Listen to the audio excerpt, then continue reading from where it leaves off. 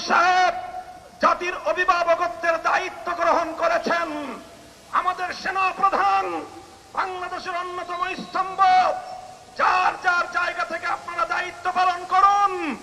আপনারা ব্যক্তিগত মান অভিমান এবং ক্ষোভ থেকে এদেশের 18 কোটি মানুষের স্বপ্নকে ফিকে হতে দিতে পারেন না।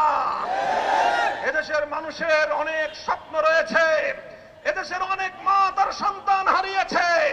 তাদের চোখের অশ্রু এখনো শুকিয়ে যায়নি।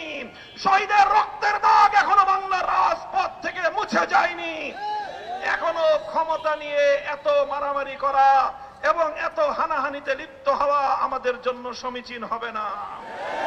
সহ সকল রাজনৈতিক দলগুলোকে বলতে চাই, এভাবে আলটিমেটাম দিয়ে এবং এভাবে টাইম ফ্রেম বেঁধে দিয়ে দেশকে সামনের দিকে অগ্রসর করা সম্ভব হবে না।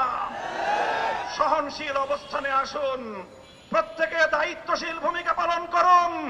হেফাজতে ইসলাম বাংলাদেশ বাংলাদেশের আধ্যাত্মিক সংগঠন এবং সকল রাজনৈতিক সংগঠনগুলোর অভিভাবক সংগঠন হিসেবে ঐতিহাসিক ভূমিকা পালন করবে ইনশাআল্লাহ।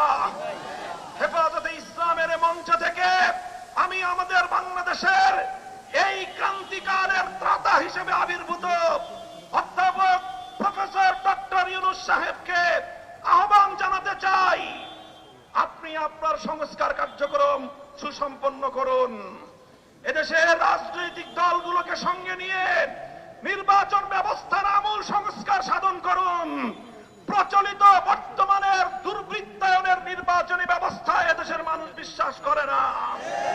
এই দুর্বৃত্তপনার নির্বাচনের মাধ্যমে কিছু দুর্বৃত্তরাই সংসদ সদস্য হতে পারে, ভালো মানুষের সংসদ সদস্য নির্বাচিত হওয়ার কোনো ব্যবস্থা নেই।